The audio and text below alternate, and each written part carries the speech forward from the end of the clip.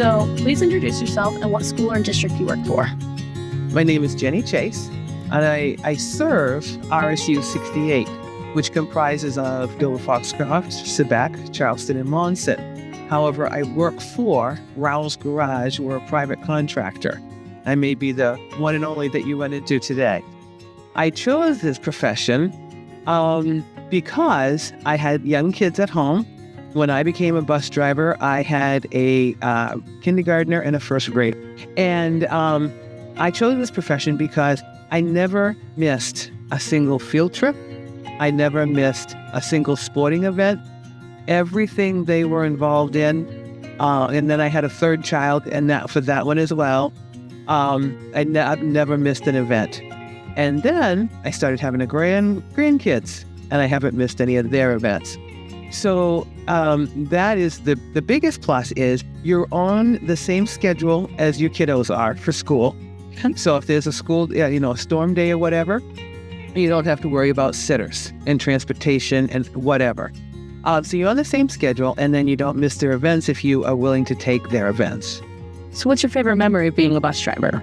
My favorite memory out of 39 years. Yes. Only one? Well, tell me a few. We'll tell you that all day. And then you can edit, okay? All right. Okay. So one of my favorites was, and this tells you the scope of a bus driving, kinda, because you can't do that in a 5-minute interview. But I had a little guy. It was afternoon dismissal. I picked up and I had a full bus load.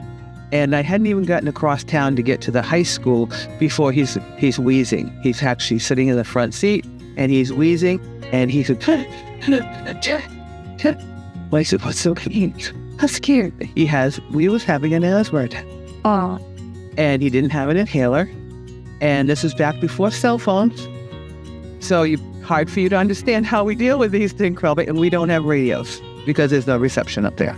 So I got to the high school. I had somebody run in, use the phone quickly, call my boss, have somebody meet me at the hospital who could take over my bus run. With a full bus of kids. With a full bus of kids, I had somebody ride, and he was a licensed driver, and he did. He met me at the at the hospital, and I had pulled in, and I honked the horn until somebody came running out of the emergency room. And they said, what's going on? I said, I got a kiddo here with an asthma attack. I said, I've got another driver who's going to take over, and I'm coming right in. Because we couldn't get a hold of his parents either. Wow. And I didn't want him to stay there alone. Yeah. So he saved all his favorite candy that year out of Halloween to give me. But all his Milky Ways and peanut butter cups, I got them all. He was so sweet. It's a very rewarding job. There's a lot of fun times, a lot of funny times. There's some stressful times, snow days, kids misbehaving, disrespect, parents. But with good support from your supervisor, from your school's administration, which I have the best, it can be a very rewarding job. It may seem overwhelming, and it certainly did my first year. It was overwhelming, and I thought, what in the world am I doing here? And here I am 39 years later, and I can't think of what I want to do when I grow up other than this. Wow, that's crazy. What is a piece of advice you'd give to new incoming drivers?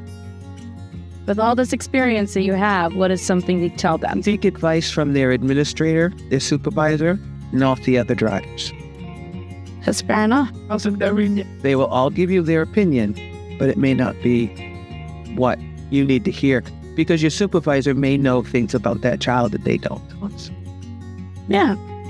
Kids. And just because I heard this phrase this at this conference, and it's just because it may sound fair, it may not be equitable. Yeah. Fair is not always equitable.